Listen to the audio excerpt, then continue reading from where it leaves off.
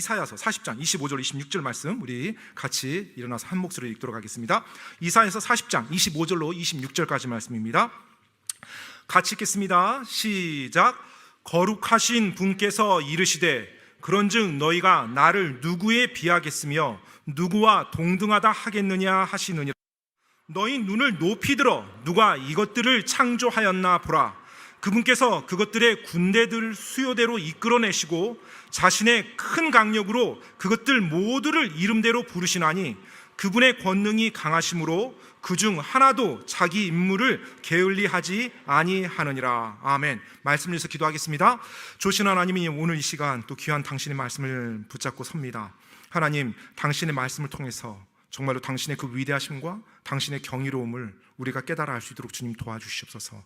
우리 인간의 정말로 너무나 제한적인 이 감각을 가지고서 하나님의 그와 같은 위대함과 경이로움을 표현하기가 너무나 부족하다는 것을 이 시간 고백합니다. 하나님, 이 시간 당신께서 도와주시고 당신께서 우리 성도님들의 마음속에서 역사여 주사 하나님이 얼마나 경이로운 분이신지를 우리가 조금이라도 더 알 수 있도록 도와주시옵소서.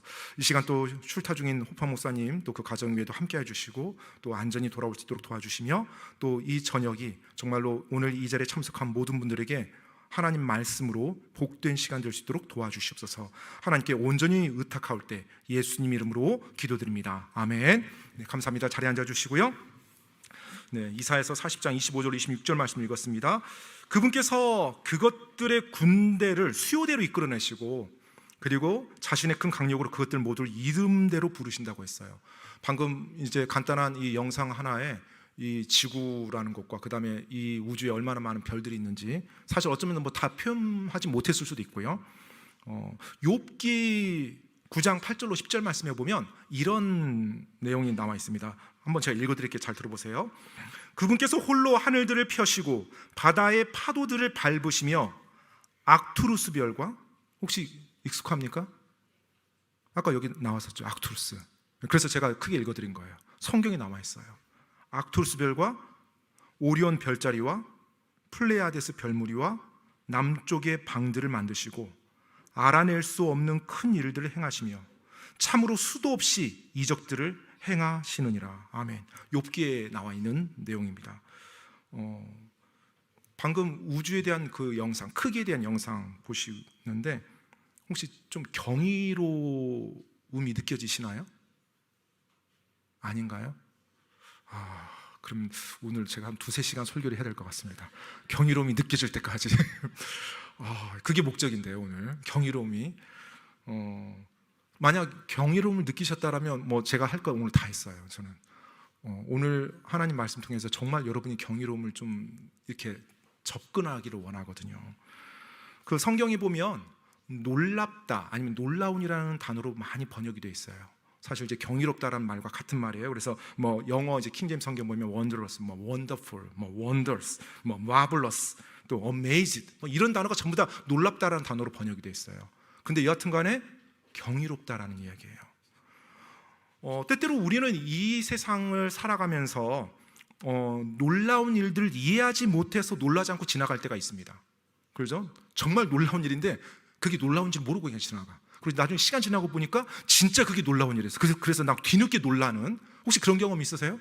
네, 저는 그런 경험이 있었던 것 같아요. 어떤 내용을 조금 알고 나니까 그게 그렇게 놀라운 일이었고 그게 그렇게 대단한 일이었다는 것을 깨닫습니다. 방금 우리가 보았던 이 행성들, 뭐 또 여러 별들, 이 뭐 1000억 개 별이 있는 은하가 또 1000억 개가 있다라고 뭐 숫자로 가늠이 안 되죠. 근데 그 어마어마한 별들과 그 행성들이 질서 있게 다 돌아가는 거예요. 질서 있게. 막 충돌이 일어나고 막 서로 부딪히고 난리 나고 막 이게 아니라 질서 있게 모든 것이 그 힘 안에서. 경이롭지 않습니까? 네, 여전히 경이롭지 않네요. 표정을 보니까. 네. 이게 상상을 좀 이렇게 편하게 잘 하셔야 되는데, 제가 이제부터 한번 생각해 보세요. 이 예배당을 어느 날 행사를 한다고 의자를 다 치웠어요. 그리고 여기에 이 예배당 안에 태양계를 제가 꾸몄다고 한번 가정해 볼게요. 태양과 수금지화 목토 천에 쫙 모형으로 만들어서, 그래가지고 실제 동일한 비율로 축적으로 딱 해서 그리고 천장에다 만드는 거예요. 그리고 태양은 진짜 크게 있죠. 그리고 이제 수성부터 쫙 이렇게 나열해 놔요. 그런데 그냥 이제 모형만 갖다 놓은 게 아니라 자전축까지 제가 맞춰놔요. 그리고 공전 거리까지 딱 해서. 좀 멋있을 것 같아요? 딱 문 열고 들어왔는데 그게 열려 있으면 네 감사합니다. 대답 잘해주셔서. 자, 그런데 이제 거기서 끝나는 게 아니라 이 공전이 되게끔 만드는 거예요. 이 천장에 전부 다 레일을 달아서 모터를 달고, 그래서 이 행성들이 막 움직여요. 근데 그것도 똑같은 비율로 움직이게. 그리고 이 태양에 빛과 열기를 좀 넣어가지고 빛의 광채를 쫙 내보내게끔, 그래서 낮과 밤이 보이게끔, 그리고 지구 옆으로 또 달도 돌아가게 만들고, 머릿속에 지금 생각해 보셔야 돼요. 자, 그리고 이제 우주니까 캄캄하잖아요. 여기 불을 다 끄는 거예요. 그리고 또 약간 좀 춥게 온도도 냉방으로 해놓는 거예요, 우주처럼. 그리고 태양 쪽에 따뜻한 열기가 나가게끔. 이렇게 만들려면 돈이 얼마큼 들까요? 제법 많이 들 것 같아요. 그렇죠? 예, 제법 많이 들면 위에 레일 다 깔아야 되고, 뭐 수금지와 목도 천해명, 뭐 태양부터 해서 막 열기 나오고 전기 꽂아야 되고, 그리고 센서 달아서 하고, 그다음에 공전 뭐 궤도까지 다 계산하니까 뭐 컴퓨터까지 다 동원돼야 될 거예요. 정확한 숫자로. 자, 그 상황에서 문이 쫙 열리고 여러분이 딱 들어왔어요. 근데 이게 쫙 펼쳐지는 거예요. 어떤 느낌이 들 것 같아요? 일단 멋있다라는 생각 들지 않을까요? 전 굉장히 멋있고 감동될 것 같아요. 모르겠어요. 과학을 제가 이제 해서 그런지 이제까지 이런 거 못 봤거든요, 사실은. 기껏해야 모형 만드는 데만 봤어요. 천문대 갔더니 모형 정도 만들고, 가끔 이제 예전에 그리피스 천문대 갔더니 태양하고 지구가 도는 거 그 정도는 해놨더라고요. 근데 행성이 이렇게 다 도는 것은 못 해놓은 걸 제가 한 번도 본 적이 없어요. 근데 이 예배당 전체 그렇게 크게 만들어 놓는다면 문이 열리고 착 캄캄한데 탁 들어갔을 때 이게 막 돌아가는 거예요. 쫙 돌아가는 거. 멋있겠죠. 아마 들어오시는 분이 멋있다고 일단 감탄사를 할 것 같고, 그 다음에 또 나오는 말이 이 질문이 많이 나오지 않을까 생각이 돼요. 이거 누가 만들었어요? 이 질문 나오지 않을까요? 그럼 이제 내가 만들었다고 딱 하면 와 하고 이제 또 감탄하겠죠. 누가 만들었냐도 참 중요하니까. 자, 우리가 지금 이 예배당 안에, 물론 돈은 좀 들 거예요. 한 몇 천만 원에서 몇 억 정도 들 것 같긴 해요. 그거 다 꾸미려면. 그런데 이 예배당 안에 이렇게 돌아가는 모터와 센서를 가지고서 그와 같은 태양계 시스템을 만들더라도 보면은 왠지 감탄이 나고 좀 경이롭고 참 멋있다라는 느낌을 받을 거예요. 그런데 이제 여러분, 지금 여러분이 살고 있는 이 지구가 허공에 매달려 있는 거예요. 태양이 허공에 매달려 있고요.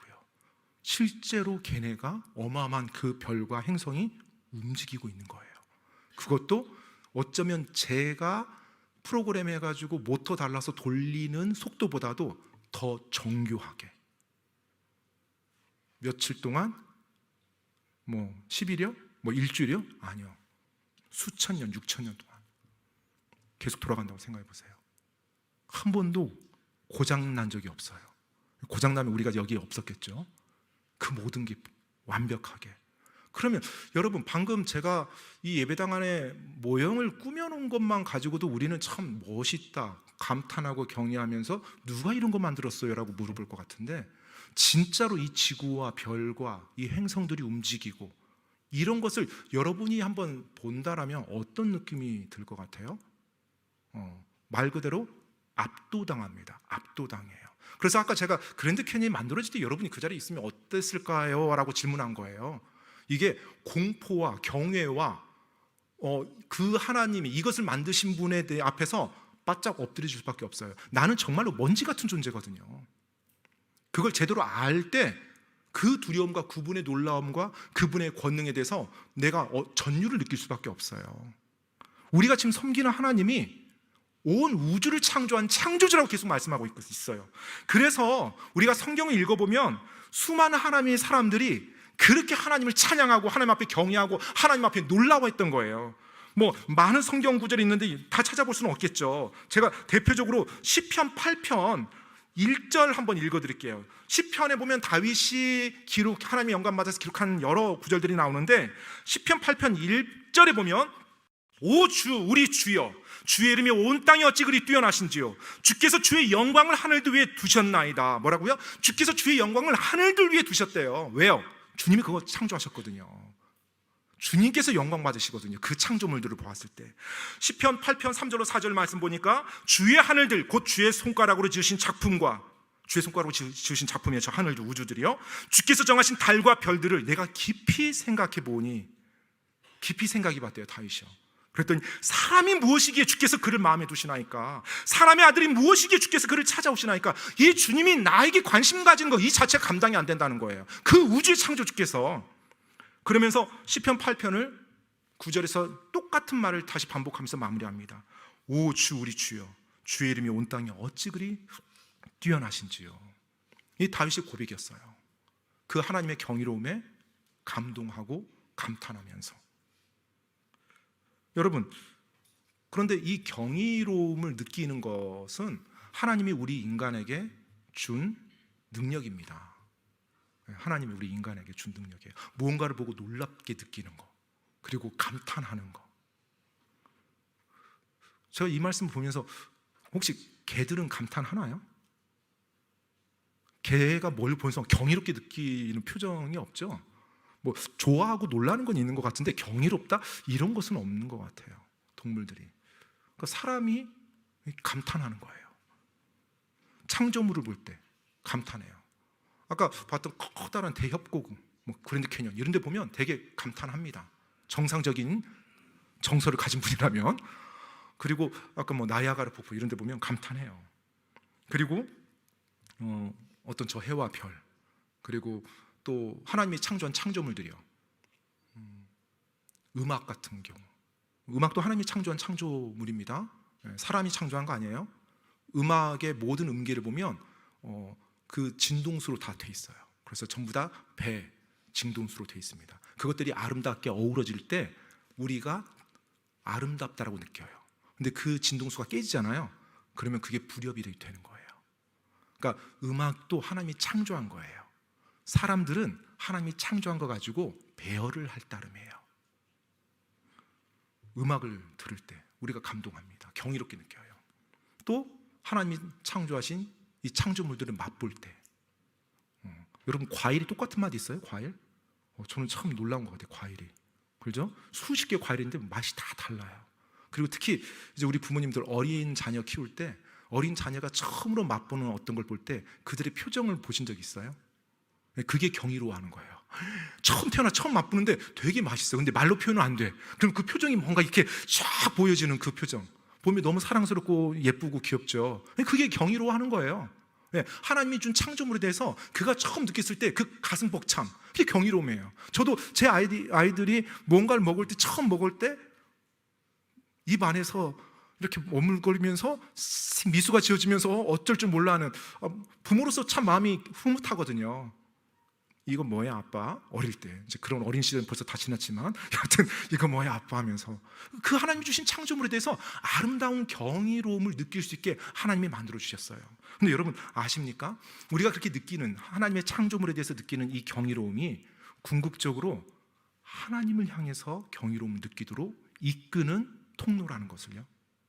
결국 우리가 느끼는 이 경이로움이라는 이 아름다운 감정, 그리고 이 좋은 감정을 하나님은 우리에게 주셨는데 궁극적으로 어디에 사용하도록 주셨냐면 하나님께 사용하도록 줬어요. 하나님께. 그래서 하나님의 그 위대하심, 하나님의 그 전능하심, 하나님의 그 놀라운 사랑, 하나님의 그 크신 은혜, 그리고 그 깊은 긍휼과 지혜와 선하심과 오래 참음과 그 놀라운 지혜를 볼 때 와, 경이로워할 수 있도록 해요. 하나님께서. 그래서 하나님께서 우리에게 그와 같은 경이로움을 느낄 수 있는 감각을 주신 거예요. 자, 따라서 하나님이 주신 창조물에 우리가 경이로움을 느끼고, 그리고 그걸 창조하신 하나님께로 향하는 것, 이게 원래 이제 자연스러운 건데요. 창조물의 경이로움을 느끼는 것 자체가 잘못된 거 아니에요. 그런데 잘 들으세요. 창조물에만 경이로움을 느끼는 것은 잘못된 거예요. 창조물의 경이로움을 느끼는 건 잘못된 거 아니에요. 하지만 창조물에만 경이로움을 느끼는 것은 잘못된 것입니다. 왜냐하면 사람은 자기가 경이롭게 느끼는 것을 계속 쫓아가게 돼 있거든요. 그리고 자기가 경이롭게 느끼는 그 순간을 계속 맛보고 싶어 해요. 그리고 그걸 맛보면서 그 안에서 만족감을 느끼려고 해요. 그러다 보니까 중력의 법칙처럼 내가 경이롭게 느끼는 것이 있으면 그것으로 내 생각과 마음이 계속 끌려요. 만약에 창조물에 내가 경이로움을 느끼면서 그것만으로 만족하려고 한다면 나는 그 하나님이 창조해 준 창조물을 향해서 탐닉하게 되고요, 집착하게 되고요, 강박증을 가지게 됩니다. 왜냐하면 창조물이 나에게 줄 수 있는 만족은 영원하지가 않아요. 그 순간순간이에요.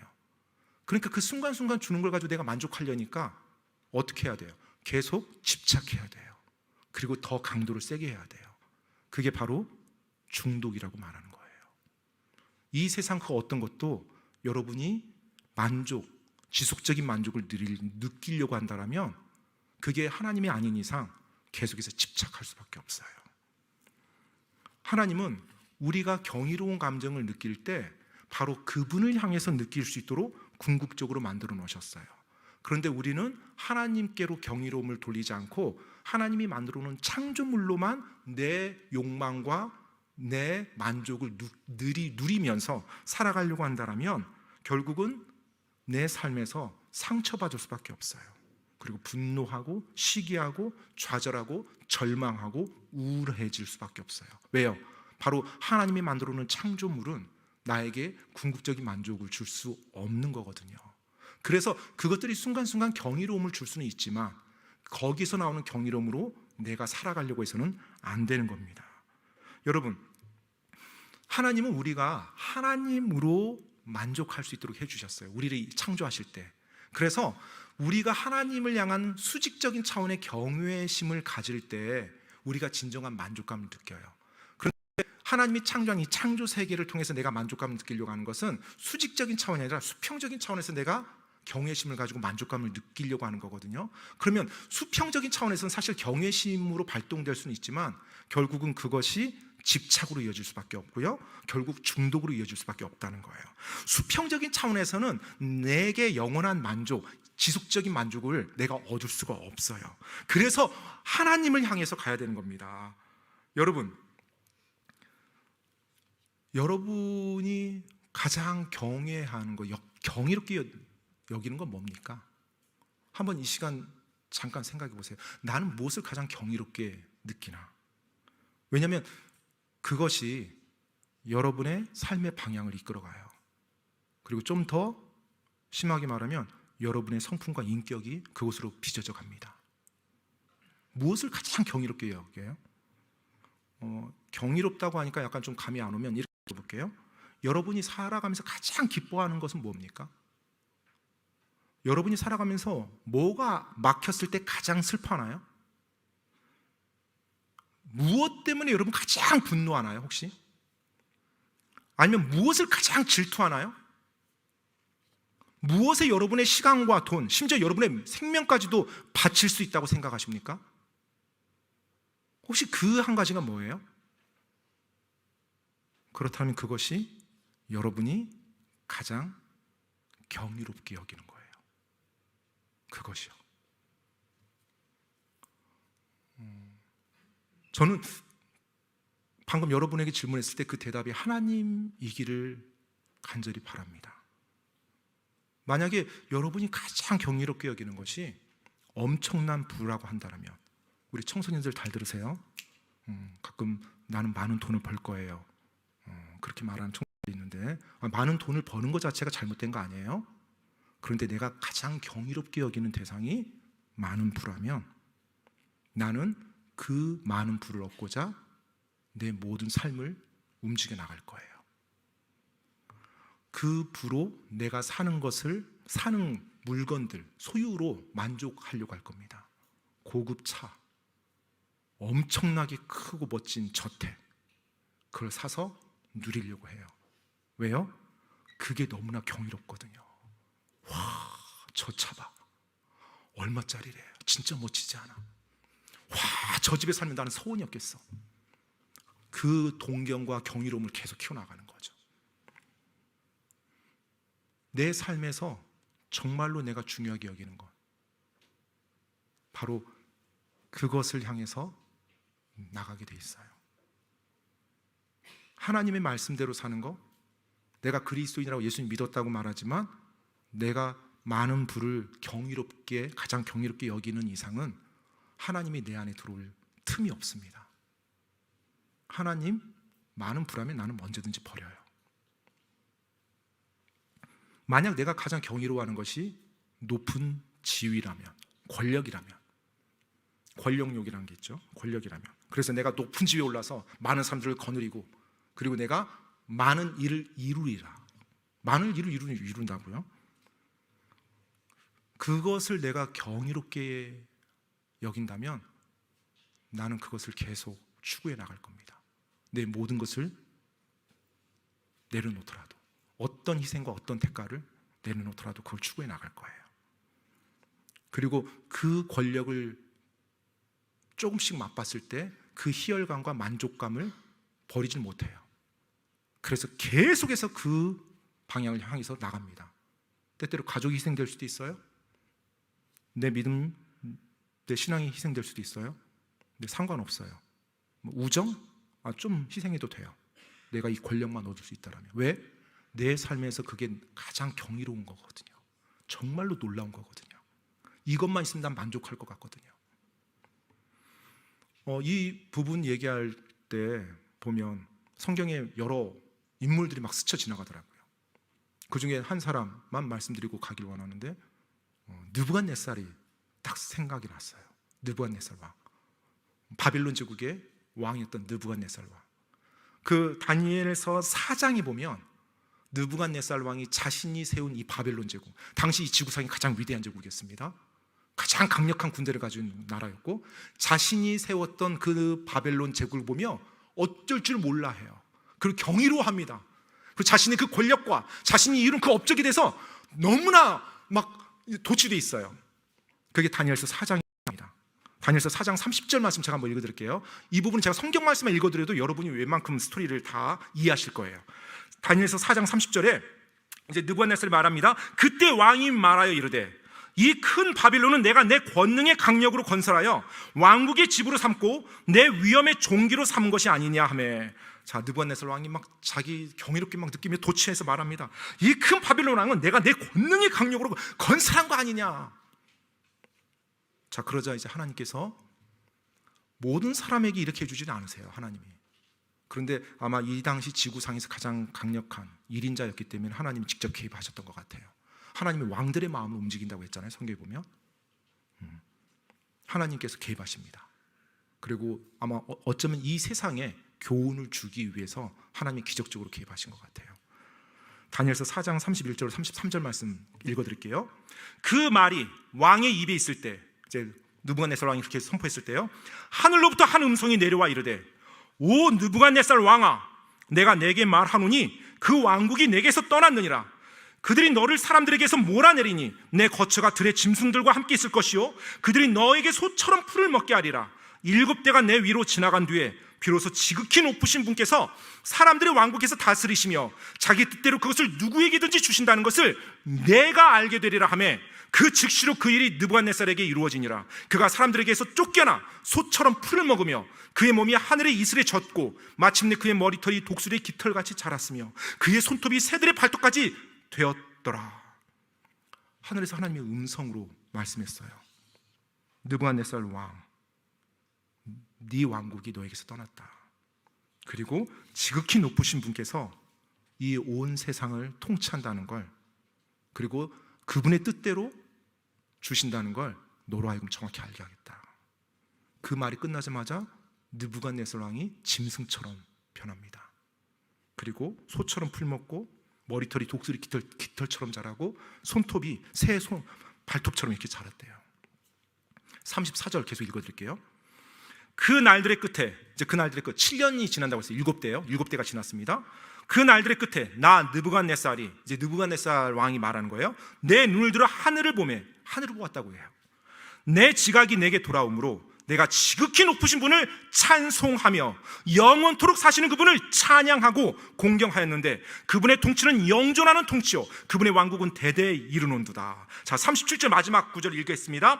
이제 나 느부갓네살은 하늘의 왕을 찬양하며, 즉 하나님, 창조주 하나님 찬양한다는 거예요. 칭송하며 공경하노라. 그분의 모든 일들은 진리고 그분의 길들은 판단의 공의이니 그분께서는 교만하게 걷는 자들을 낮추실 수 있느니라 하면서 느부갓네살 왕이 하나님을 찬양하는 내용으로 장이 마무리가 됩니다. 여러분, 느부갓네살 왕이 하나님의 그와 같은 역사함, 음성을 듣고 하나님이 기적적으로 이루신 일을 경험하면서 자신이 진정 경이로워해야 할 대상이 누군지를 정확히 깨달았어요.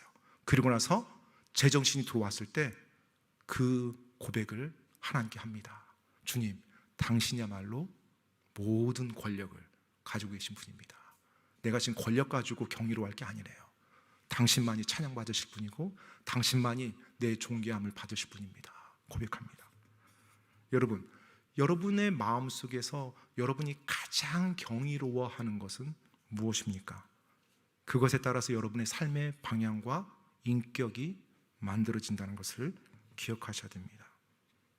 그런데 왜 우리는 하나님에 대해서 그렇게 경이로움을 별로 못 느낄까요? 이제 이게 문제죠. 아까 그런 우주에 대한 영상을 좀 보거나 이 창조 세계를 보거나 사실 이제 과학을 깊게 하면 할수록 진짜로 그게 하나님에 대해서 드러내 보여주는 건 맞아요. 눈이 열려 있다면 이게 그냥 만들어진 게 아니거든요. 진짜 창조주가 너무나 섬세하고 너무나 오묘해요. 우리가 창조물 가운데서도 경이로워해야 할 일들을 그냥 지나갈 때가 많죠. 이제 그 부분을 통해서 한번 역으로 한번 보기 원합니다.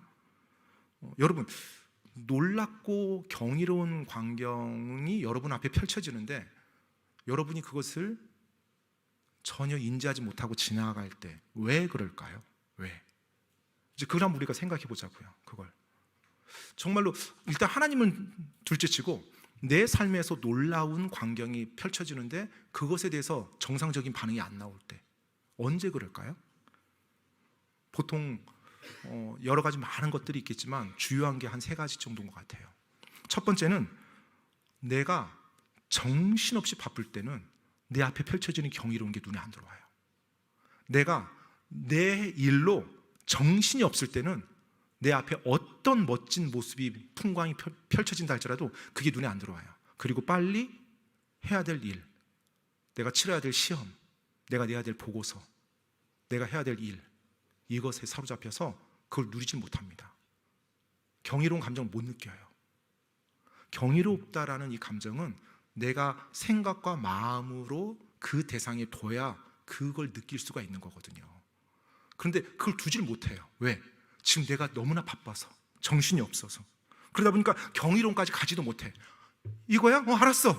그 다음에 나 지금 빨리 일해야 돼. 이거야? 알았어. 나 지금 내일 시험 봐야 돼. 이거야? 알았어. 나 지금 다른 거 해야 돼.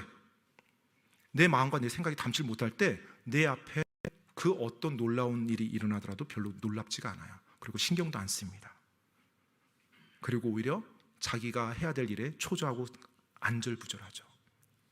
또 두 번째, 경이로운 광경이 내 앞에 펼쳐질 때 우리가 놓치는 이유는 우리 청소년들 잘 들으세요. 내가 무언가에 중독됐을 때 그 감각이 상실이 되는 것 같아요. 내가 무언가에 중독됐을 때 쉽게 한번 설명해 볼까요? 게임 중독된 청소년 한 명을 딱 데리고서 스마트폰 뺏고 PC 다 압수했어요. 그러고 나서 얘가 이제 난리 치겠죠. 그랜드 캐니언 보여줄게. 데려갔어요. 그 아이가 그랜드 캐니언을 잘 감상할까요? 게임에 중독된 아이가? 아니죠. 감상 못합니다. 경이로움? 못 느껴요. 짜증내죠. 빨리 나 스마트폰이나 달라고. 됐어? 내가 여기 왔으니까 됐어? 이제 나 게임 좀 하게 해줘. 자기의 삶에 무언가에 빠져 있을 때 자기 눈앞에 펼쳐지는 놀라운 광경들 다 못 봅니다. 죄에 빠졌을 때 우리가 그래요. 사실 중독이 죄죠. 내가 죄 가운데 빠졌을 때 하나님이 내 삶에 펼쳐주는 놀라운 일들을 못 보고 그냥 지나갑니다. 그리고 죄에 빠졌을 때 특징은 죄의 쾌락이 가장 경이롭게 다가와요. 중독된 그것이 나에게 가장 경이롭게 다가와요. 그러다 보니까 계속 그것만 쫓아요. 나머지 것들 별로 신경 안 써요. 알코올 중독자에게 뭐가 가장 경이로울까요? 술이죠. 그에게 아주 맛있는 몸에 좋은 보약, 몸에 좋은 맛있는 죽 이런 거 들어와요? 아니에요. 술이에요, 술. 왜요? 중독됐기 때문에 그래요. 따라서 내가 무언가에 중독되어 있을 때, 내가 뭔가 죄에 빠졌을 때는 하나님의 놀라운 경이로움에 내 눈이 멀게 돼요. 그리고 또 하나, 내 눈앞에 펼쳐지는 놀라운 걸 내가 왜 놀라지 않고 지나갈까 할 때 주된 것이 내가 몰라서 넘어갈 때가 있어요. 거기에 대한 지식이 없을 때, 그 대상을 내가 잘 모를 때 그게 얼마나 놀랍고 위대하고 경이로운지 모르고 그냥 지나가요. 예를 들어 볼까요? 아까 제가 음악 얘기를 했는데 어린 아이 한 명, 음악을 전혀 공부하지도 않고 악기도 배우지도 못한 어린애 데리고 제가 세계적인 음악가의 연주회 수십만 원 티켓을 사서 딱 데려갔어요. 얘한테 해주고 싶어서. 그 아이가 좌석에 앉아서 2시간 동안 잘 감상할까요? 아니라는 거 아시죠? 예, 계속 옆에서 찌를 거예요. 예, 아빠 언제 집에 가? 언제 집에 가? 왜? 음악이라는 것에 대해서 모르기 때문에 그것이 얼마나 위대하고 얼마나 아름답고 얼마나 경이로운지 못 느껴요. 알지 못하니까. 마찬가지예요. 미술도 마찬가지죠. 예, 미술에 대해 전혀 문외 아닌 사람이 세계적인 미술관에 가장 거장이 그렸던 그 걸작, 수백 년 동안 보관된 그 진품 앞에 딱 섰다고 가정해 볼게요. 그 사람이 감동을 느낄까요? 아니죠. 빨리 나가서 밥 먹었으면 좋겠다 이 생각하면서 사람들 안 나가나 두리번거릴까요? 하지만 미술을 공부한 사람이라면 그 거장의 걸작 앞에서, 그 진품 앞에서 경이로움을 느낄 거예요. 그리고 밥 먹는 게 중요한 게 아니죠. 그곳에서 하루 종일 시간 보내는 게 더 중요할 거예요. 왜요? 거기에 대한 지식을 내가 알고 있거든요. 이게 얼마나 위대한 건지 알고 있거든요. 그 맛을 좀 본 사람이거든요. 그래서 그래요. 가끔 우리 형제님들 자동차에 관심 있는 형제님들 많죠. 때때로 보면 청소년들도 자동차에 관심 있는 친구들이 있어요. 예를 들어서 자동차에 막 매니아예요. 와, 이번에 어느 회사 제품에서 7000cc 엔진을 탑재했대 막 흥분하면서 막 얘기하면서 야, 그런 차 한번 몰아봤으면 좋겠다는데 아내는 7000cc가 뭔 소리인지 모르죠. 라면 끓일 때 550cc는 들어봤어요. 라면 한 10개 정도 끓이겠네. 근데 그게 자동차 뭔 상관이야? 7000cc. 참고로 여러분이 모르는 승용차가 한 2000cc나 3000cc입니다. 그러니까 1000cc면 어마어마한 파워예요. 그냥 소위 말해서 농담할 때 날아가도 되겠다 이런 엔진, 이렇게 농담하는 엔진인데 막 감동을 하죠. 막 그걸 아는 사람은. 그런데 이제 그것에 관심이 없고 모르는 사람은 전혀 경이롭지가 않은 거죠. 이와 같이 내가 알고 있는 어떤 지식이 있을 때 그 지식으로 말미암아서 경이로워하는 것이 있어요. 따라서 그렇다면 이제 하나님께로 한번 와볼게요. 이 세 가지만 내가 보겠습니다. 더 보면 시간 많이 가고 세 가지가 중요한 것 같아요. 하나님께로 넘어올게요. 하나님을 왜 내가 경이롭게 느끼지 못할까요? 하나님을. 첫 번째, 하나님께 대한 관심이 없어요.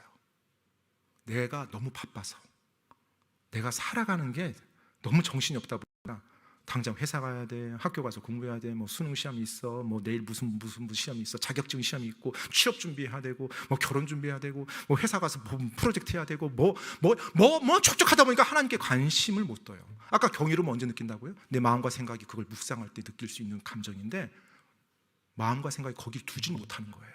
계속 움직여요. 계속. 따라서 여러분의 삶 속에서 정말로 하나님을 묵상할 수 있는 시간 가지셔야 돼요. 하나님께 관심을 가지는 시간을 일단 정해놓으세요. 물론 이것이 내 삶의 방식이 되고 내 삶의 태도가 돼야 됩니다. 어느 시간마다 하나님 생각하는 거 아니에요. 내 삶에. 그래서 성경에서도 항상 쉬지 말고 기도하라고 그랬잖아요. 쉬지 말고 기도하라. 그 다음에 모든 일에 감사하라. 이게 뭐예요? 내 삶의 태도가 항상 하나님을 의식하라는 얘기예요. 그런데 일단 그 전에 시간도 정해놓으세요. 잠깐 까먹었어도 그 시간 되면 나는 하나님 생각하는 것. 아침 시간도 좋고 밤에 잠자리도 좋아요. 하나님에 대한 생각하는 시간 주십시오. 그러지 않으면 여러분 그냥 지나가기 쉬워요. 왜요? 요즘같이 현대사회처럼 이렇게 바쁘게, 그리고 이렇게 젊은이들에게 불안감 조성하는 이 현대사회, 다 불안하죠. 뭔가 안 하면, 내가 뭔가 준비하지 않으면 낙오될 것 같고 떨어질 것 같고. 따라서 하나님을 생각하고 하나님께 초점 맞출 수 있는 시간 좀 두십시오. 그리고 두 번째, 중독된 게 없어야 됩니다. 하나님을 경이롭게 느끼려면. 여러분 중독된 거 있나요? 혹시 뭐 중독됐다고 하면 다들 기분 나빠합니다. 난 중독된 거 없어. 다들 그렇게, 아마 제가 여기서 다 물어보면 중독된 사람 한 명도 없을 거예요. 그럼 좀 이렇게 표현해 볼게요. 혹시 계속 반복해서 짓는 죄는 있습니까? 이 죄는 내가 잘못된 거 알아. 근데 놀려고 해. 근데 계속 지어. 그렇다면 한번 생각해 보셔야 돼요. 그 죄를 내가 놓을 마음이 있습니까? 없습니까? 일단 그거 여쭤볼게요. 그 죄를 놓을 마음이 있어야 돼요. 만약 그 죄를 놓을 마음이 없다, 이 쾌락 없으면 내가 무슨 맛으로 살아? 크리스찬이 만약 이런 생각 가진다면 한 가지 확실한 거, 하나님과의 교제는 절대 올바르게 이루어질 수 없어요. 종교 활동만 할 겁니다. 그리고 왜 크리스찬 삶이 이래? 라고 푸념을 하실 거예요. 근데 어쩔 수 없어요. 제가 목사라도 도와줄 수가 없어요. 하나님이 여러분 도와줘야 되거든요. 혹시 죄라는 걸 아는데 그 죄를 놓기 싫어합니까? 그 죄가 최소한 없어야 돼요. 주님 앞에 무릎 꿇고 눈물을 흘려야 돼요. 정말로 느부갓네살 왕처럼 7년 동안 짐승처럼 생활하면서 깨닫는 것도 있겠지만 내가 먼저 주님 앞에 내려놓는 거예요. 남편과 아내로서, 또 부모와 자녀로서 내가 정말로 죄라는 거 알면서도 안 놓고 은밀하게 누리는 게 있는지, 그게 중독된 거예요. 그걸 내가 가지고 있는 이상 하나님의 경이로움 내 느끼지 못해요. 하나님에 대해서 경이로움 느낄 수 있는 내 감각이 망가져 있어요. 그래서 그것을 주님 앞에 무릎 꿇고 내려놓아야 됩니다. 하나님 도와주세요. 물론 죄 없는 사람 없죠. 죄 안 지은 사람 없어요. 하지만 내가 선한 양심으로 하나님 앞에 나가서 실수로 죄를 지었다라면 오케이, 하나님께 자백하고 다시 나가면 돼요. 그런데 내가 죄라는 거 알면서도 이걸 계속 내가 쾌락을 누리려고 은밀하게 숨기면서 가져가는 거, 이건 전혀 다른 차원의 문제입니다. 내가 무언가에 중독된 게 있다, 내가 죄라는 걸 알면서도 계속 붙잡고 있다, 그렇다면 내가 하나님의 경이로움을 감탄할 수 없어요. 세 번째, 하나님에 대한 지식이 없을 때 하나님에 대해서 경이롭게 여길 수 없습니다. 그래서 말씀을 읽어야 돼요. 하나님이 어떤 분이신지. 그래서 말씀에 순종해야 돼요. 하나님이 어떤 분인지 경험해야 되니까. 여러분이 말씀을 읽을 때 하나님의 성품에 대해서 배워나갑니다. 우리 하늘 아버지가 이런 분이었구나, 우리 예수님이 이런 분이셨구나, 이렇게 나를 사랑하셨구나, 이렇게 위대하신 분이구나, 이렇게 오래 참으신 분이구나. 성품을 알고요. 그리고 그분께서 나에게 하라고 말씀해 준 거 있죠, 명령. 그 명령대로 내가 하나씩 하나씩 믿음으로 지켜나가는 거예요. 그럴 때 그분이 내 삶에서 어떻게 역사하는지. 이상하다, 이 상황에서 내가 지금 이렇게 될 게 없는데 왠지 마음속에 평안이 느껴져요. 저 사람이 날 막 무시하고 욕하는데 왠지 예전 같으면 벌써 난리 났을 것 같은데 넉넉히 감당이 돼요. 왜 이러지? 때때로 이런 것도 한번 경험해 볼 필요 있어요. 진짜 하나님이 내 안에서 강권하는 거. 부부관계, 부모와 자녀관계, 직장 동료와의 관계, 사회생활 관계 속에서 진짜 하나님 명령대로 한번 해보십시오. 그리고 그 하나님 여러분 삶에서 어떻게 역사하는지, 그 경험이 여러분으로 하여금 하나님을 더 알게 만들어줘요. 그럼 그 하나님을 알아가잖아요. 그럼 하나님의 경이로움이 이제 눈에 보이기 시작해요. 여러분, 시편, 우리가 아까 40편 읽었잖아요.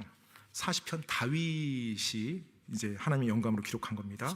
그래서 40편 이제 5절 말씀, 그 위로 올라가서 읽어보면, 제가 한번 읽어드릴게요. 다윗이 하나님의 영감 받아서 기록한 거예요. 시편 40편 5절입니다. 오 주 내 하나님이여, 주께서 행하신 놀라운 일들이 많고 우리를 향하신 주의 생각들이 많으므로 차례대로 그것들을 헤아려 죽게 않을 수 없나이다. 내가 그것들을 밝히 드러내어 말하려 하여도 그것들이 너무 많아 수를 셀 수 없나이다. 아멘. 방금 읽은 내용 이해하셨어요? 때때로 저만 열심히 읽고 멍하니 있다가 또 듣는 분들 계시지 않겠죠? 네. 방금 읽었던 내용 이해하셨어요? 아니에요. 네, 감사합니다. 다시 한번 읽어드릴게요. 네, 솔직하게 말씀드리죠. 오 주 내 하나님이여, 주께서 행하신 놀라운 일들이 많고. 지금 다시 뭐라고 고백하는 거예요? 주께서 행하신 놀라운 일들이 많대요. 그래서 그 마지막 부분 보면 내가 그것들을 밝히 드러내어 말하려 하여도 그것들이 너무 많아 수를 셀 수가 없대요. 하나님이 좀 차별대화하나요? 다윗만 이렇게 놀라운 일 많이 해주고 헤아릴 수 없을 만큼 이렇게 하고 나한테는 하나도 해준 게 없고, 그렇게 생각하시면 안 되는 거 아시죠? 네, 그게 아니라는 거 아시죠? 그래요.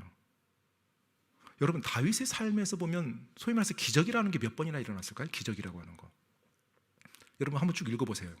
그 열왕기서라, 뭐 3일 상하, 기적 많이 안 일어났어요. 기껏해 우리가 지금 골리앗에 대한 사건이 너무 강렬해서 야 진짜 뭐 기적이라고 말할 수 있죠, 골리앗 사건. 그런데 그거 말고는 다윗이 수십 년 동안 쫓겨다니고 뭔가 잘하고 나타난 거 없어요. 계속 핍박당하고 광야 헤매고 다니고 막 다혈질 막 성질 잘못 부리고 또 혼나고 도망가고 이거예요. 막 엄청난 기적이 일어나고 막 뭐 모세처럼 홍해 갈라지고 이런 거 다윗은 별로 경험 못했던 것 같아요. 근데 그 다윗이 뭐라고 고백해요? 주께서 행하신 놀라운 일들이 많다라고요. 경이로운 일들이 너무 많다는 거예요. 경이로운 일들이.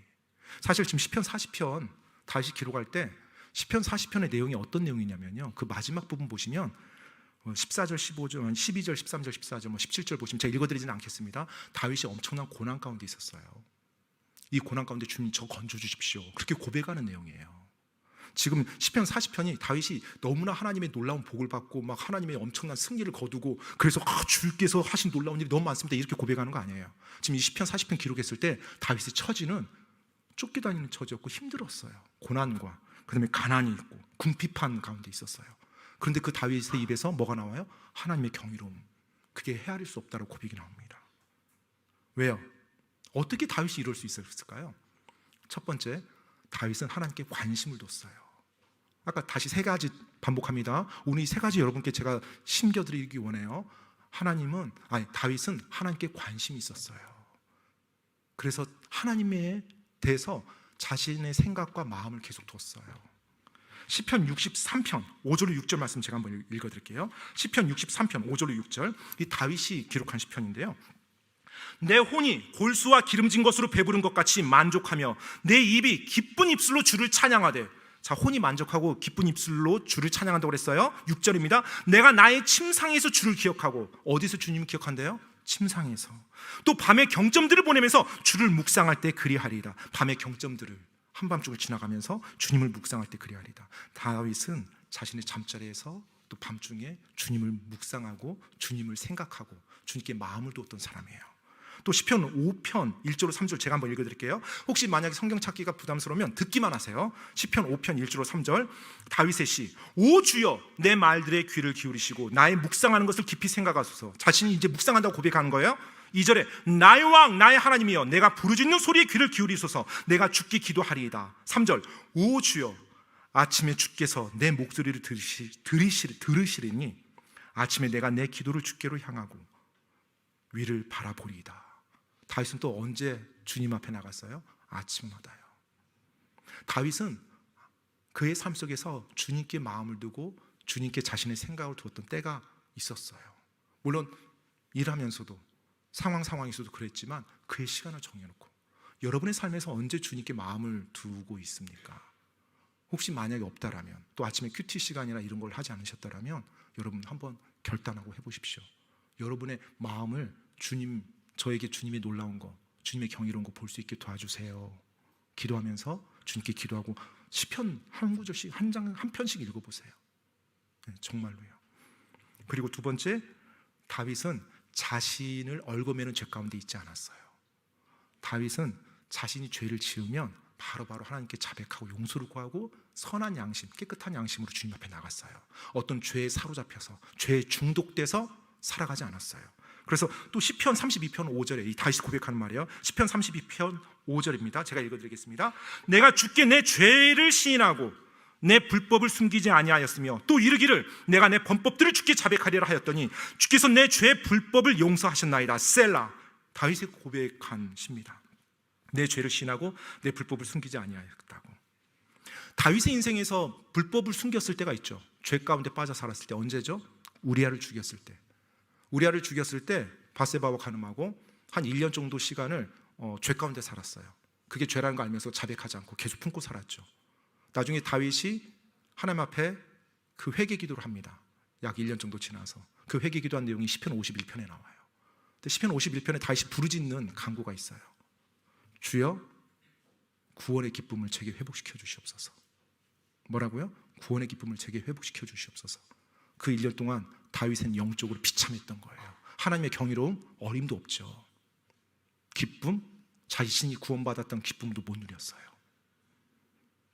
그 기간에는 다윗이 못 누렸을 거예요. 하지만 그 외에는 하나님의 말씀 보면 다윗은 항상 하나님 앞에 자기 죄를 자백하고 하나님 앞에 자기 자신을 온전히 내려놓고 그분의 경이로움을 계속 맛봤던 거예요. 그리고 세 번째, 다윗은 하나님에 대한 지식을 늘려나갔어요. 하나님의 말씀을 사모하고 하나님을 사랑하고, 하나님을 사랑할 때 하나님의 말씀을 당연히 들을 수밖에 없죠. 그래서 시편 18편 1절에 보면, 이것도 다윗의 시거든요. 시편 18편 1절에 오 나의 힘이신 주여 내가 주를 사랑하리이다 라고 고백합니다. 주님을 사랑하고 주님의 법을 사모했어요. 시편 119편에 보면 이제 주의 법에 대한, 주님의 말씀에 대한 이제 시편이라고 말하면서 쫙 169절 정도 나오는데, 시편 119편에 보면 이제 97절 제가 한번 읽어드릴게요. 뭐 다윗의 시라는 말은 없는데 이제 시편 기자가 고백하는 거죠. 오 내가 주의 법을 얼마나 사랑하는지요. 그 법이 종일토록 내 묵상거리이니이다 라고 고백합니다. 오 내가 주의 법을 얼마나 사랑하는지요. 그리고 103절에 119편 103절에 보면 주의 말씀들이 내 입맛에 어찌 그리 단지요. 참으로 내 입에 꿀보다 더 다니이다. 그분의 말씀의 그 지혜가 너무나도 놀라운 거예요. 너무나도 경이로운 거예요. 그분의 성품이 너무나도 감동되는 거예요. 이 하나님이 지금 내가 섬기는 하나님이구나라는 걸 알았을 때 전율이 오는 거예요. 그러니까 이 하나님의 말씀이 내 입에 그렇게 단 거예요. 하나님의 법이 나를 얽매이는 구속이 아니라 정말로 나를 보호해주고 나를 감싸주는 사랑으로 다가오는 거예요. 바로 그게 다윗이었어요. 하나님을 더 마음에 알아갈수록 그의 하나님을 향한 그 경이로움을 느끼는 수준은 점점 높아져 간 거예요. 이제 말씀 마무리합니다. 사랑하는 성도 여러분, 최근에 경이로움을 느껴보신 적 있어요? 뭐 하나님 아니더라도요. 오늘날은 경이로움 자체를 느끼는 것도 드물어지는 것 같아요. 그만큼 정신없이 바쁘게 살고 죄 가운데 중독돼 살아간 사람이 너무 많다는 거예요. 경이로움이란 감정이 뭔지 잘 못 느껴요. 혹시 최근에 경이로움을 느끼셨다면 그 대상은 무엇이었나요? 그 대상은 한번 여러분 뭐 마음속으로 한번 돌아보세요. 그리고 마지막은 하나님에 대해서 경이로움을 언제 느껴보셨나요? 그분의 역사하심, 간절히 기도했을 때 그분이 놀랍게 상상하지도 못한 방식으로 응답해 주었을 때, 그리고 그분의 말씀을 묵상할 때 그분이 나를 얼마나 사랑하는지 느껴서 감동하고, 그분의 성품, 그분의 사랑, 그분의 지혜에 감동해서 경이로워했던 적이 혹시 언제인가요? 만약 그것이 너무 오래됐다고 한다면 지금 내 안에 뭐가 지금 잘못된 겁니다. 그거 조정해야 돼요. 여러분이 하나님을 경이로워하는 시간이 없다라면 한 가지, 하나님 경외가 잘 나올 수가 없죠. 나에게 그렇게 놀라운 분이 아닌데 내가 어떻게 그분을 경외해요? 지루하고 따분하고 별 볼 일 없는 것 같고 능력도 없는 것 같고 내 삶에 개입하는 거 하는 것도 없는 것 같고 날마다 하라 하지 말라라는 규율로 날 얽매이는 것 같고 심지어 귀찮고 짜증나는 그런 존재로 느껴지나요? 혹시 우리 청소년들? 그렇다면 심각한 내 신앙의 문제 있는 겁니다. 하나님이 경이롭지가 않은데 어떻게 내가 그분을 경외해요? 하나님이 경이롭지가 않은데 내가 어떻게 그분을 두려워합니까? 오늘날 스마트폰, 미디어 매체가 난무하죠. 수많은 우리 사람들의 생각과 마음이 그 재미와 흥미와 때때로 호기심을 자극하고 음란함을 자극하는 그런 내용과 영상들에 빠져서 살아갑니다. 당연히 하나님의 말씀, 하나님에 대한 생각 많이 못해요. 정말로 열악한 세상인 것 같아요. 우리 믿는 부모님들은 정말로 경각심을 느껴야 됩니다. 만약 세상에서 이렇게 갈 때 우리가 만약 정신 차리지 않으면 우리 다음 세대 아이들 하나님 말씀 들을 데 없어요. 하나님 말씀 들을 데가 없는 거예요. 그들이 삶에서 무너졌을 때 하나님의 말씀으로 조언을 구할, 그리고 하나님 말씀 진리 찾아서 갈 교회가 없어요. 우리 부모님들은 어떤가요? 정말로 내가 하나님을 경이롭게 여기는지요? 여러분 손안에 주어진 이 하나님의 말씀, 하나님의 진리, 또 언제든지 여러분이 하나님의 약속 믿고 믿음의 발걸음을 내디디면 하나님께서 여러분 경험할 수 있게 해주시는데, 하나님 경험하시나요? 경험하시나요? 정말 하나님 앞에 무릎 꿇고 혹시 내 안에 내가 내려놓고 있다면 내려놓고 나가서 그분의 경이로움을 경험하기를 원합니다. 한번 생각해 보세요. 다윗이 아까 그렇게 고백했잖아요. 주의 놀라운 것을 셀 수가 없다고. 그 삶이 얼마나 신났을까? 얼마나 익사이티드 했을까? 막 이런 생각이 들었어요. 비록 사울 왕에게 쫓겨가지만 하나님이 자기를 보호하는 게 느껴져. 비록 지금 이 길은 이렇지만 하나님이 인도한다는 것을 자기가 확신해. 그때 그 전율, 몸은 피곤하고 지치고 힘들어요. 하지만 하나님의 역사함이 계속 자기와 함께 있다는 것을 느낄 때 그 경외스러움, 경이로움, 얼마나 벅차고 놀라운 삶이었겠습니까? 저는 그 삶을 갈망하고 사모합니다. 왜요? 제 하나님이 바로 그와 같은 경외를 받기에 합당한 하나님이니까요. 그리고 여러분도 그러길 원해요. 여러분의 삶에서 하나님을 경이롭게 느끼는 것이 없다라면 조정하셔야 됩니다. 그렇게 신앙생활 오래 하기가 쉽지가 않겠잖아요. 종교활동하면 모르지만 살아계신 하나님, 여러분이 올바르게 나아갈 때 경이로움 느낄 수 있는 하나님이에요. 그 하나님께 내 자신의 삶을 돌아보고 나가길 원합니다. 이 시간 기도하겠습니다. 좋으신 하나님,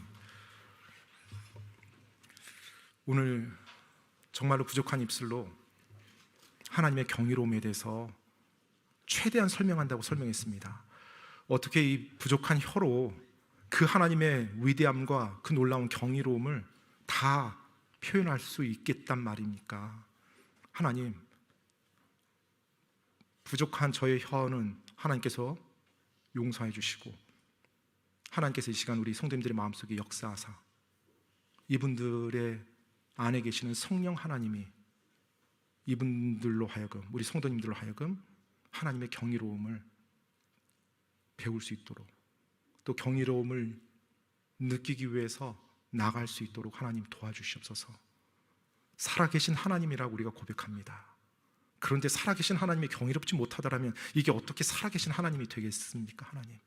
하나님, 저희들의 정말로 강팍한, 그리고 저희들의 완악한 마음이 있다면 이 시간 주님 앞에 내려놓기 원합니다. 주님 도와주시옵소서. 그리고 다윗의 그 고백처럼 정말로 깨끗한 마음으로 이제 죄를 하나님 앞에 내려놓은 그 양심으로, 그 자유함으로 주님 앞에 나가서 주님의 그 아름다움과 주님의 그 경이로움을 느끼며 주님을 경외하는 하나님의 종으로 살기 원합니다. 하나님의 백성으로 살기 원합니다. 하나님 도와주시옵소서. 오늘 이 자리에 정말로 주님 안에서 주님을 경외하기 원해서 하나님 안에서 결단한 우리 성도님들 계시다라면 하나님 그분들을 아시오니 이 시간 붙들어 주시고 그분들의 발걸음을 인도하여 주사 정말로 주님 앞에 나갈 수 있도록, 그래서 주님의 경이로움을 느끼며 주님을 경외하는 삶을 살아갈 수 있도록 도와주시옵소서. 하나님, 정말로 이 하나님을 믿는다는 것이 어떤 교리 공부를 하거나 어떤 규율을 지키는 거나 이런 종교적인 활동이 아니라 하나님을 친밀히 알고 하나님을 사랑하고 하나님을 경이로워해서 하나님을 경외함으로 내 온 마음 다해 사랑하는 것임을 알고 있습니다. 하나님, 참된 우리가 하나님을 참되게 섬길 수 있도록 도와주시옵소서. 오늘 이 자리에 함께한 귀한 성도님들이 있는 위해 감사드립니다. 오늘 이 저녁 하나님의 말씀 안에서 복된 시간 누릴 수 있도록 도와주시고 돌아가는 발걸음도 안전으로 지켜주시며 주님 안에서 정말로 주님을 경외하는 그와 같은 새로운 삶의 장을 펼쳐나갈 수 있도록 하나님께서 역사하여 주시옵소서. 온전히 주님을 찬양할 때 예수님 이름으로 기도드립니다. 아멘.